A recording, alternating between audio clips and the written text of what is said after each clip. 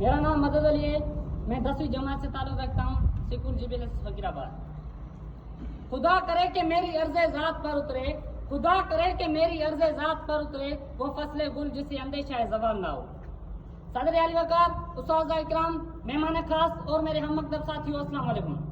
मुझे आज आपके सामने जिस मौजूद सुखन में लबकशाई करने का मौका मिला है उसका अनवान है 14 अगस्त 1947 हमारी आज़ादी का दिन।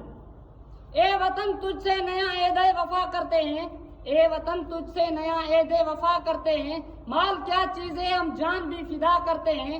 सुर्ख हो जाती है जब सेने चमन की मिट्टी, सुर्ख हो जाती है जब सेने चमन की मिट्टी, उसी मकाम में तो फूल खिला करते हैं।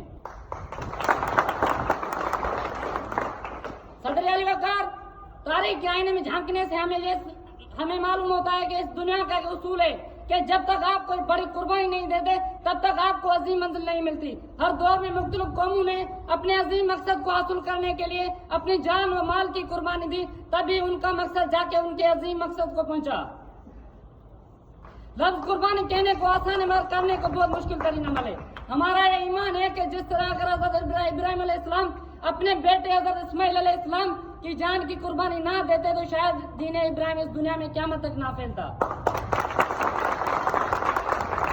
जिस तरह हज़रत ईसा अलैहिस्सलाम मसलूब ना होते तो अमन व असूल का जज्बा अपने अवाइल में दम तोड़ देता, और जिस तरह हज़रत इमाम हुसैन अलैहिस्सलाम अपने रिश्तेदारों, अपने वफादार साथियों और अपने बच्चों के साथ 10 मुहर्रम को करबला के मैदान में अजीम कुर्बानी ना देते तो नबी पाक सल्लल्लाहु अलैहि वसल्लम का दीन मोहम्मदी क़यामत तक परवाह ना चढ़ता।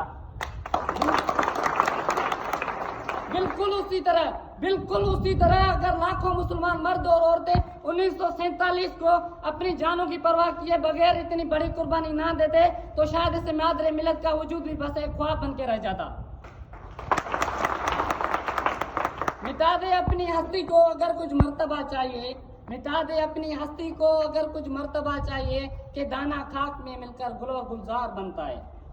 सदर अली वकार, कायद मोहम्मद अली जना की बेबाक, बेखौफ और दानिशमंदाना क़यादत में बड़े सगीर के पाक व हिंद के तमाम मुसलमान एक झंडे तले जमा हो गए और इमारत पाकिस्तान की तामीर में उन्होंने ईंटों की जगह अपनी हड्डियां और पानी की जगह अपना खून बहाकर एक फकीदुल मिसाल कायम किया।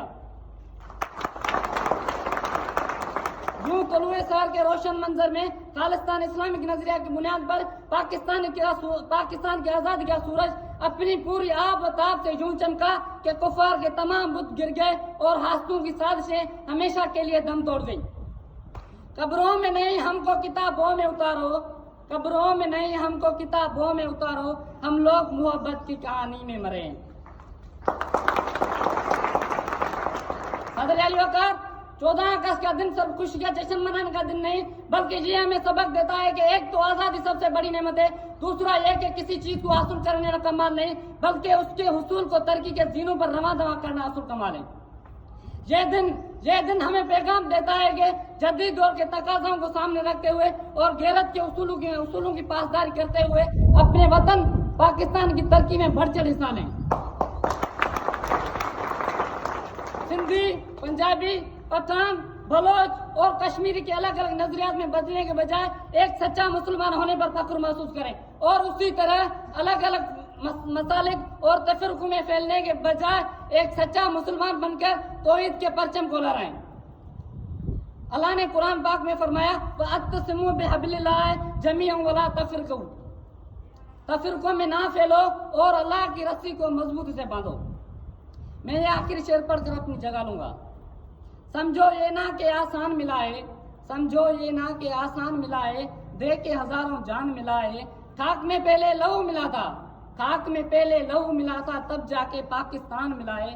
सारे सितारे खाक हुए थे, सारे सितारे खाक हुए थे, फिर जाके अमन का निशान मिला है। जान के तोहफे पेश किए थे, जान के तोहफे पेश किए थे, दे के ये कुर्बान मिला है। समझो ये ना आसान मिला है, दे के हजारों जान मिला है।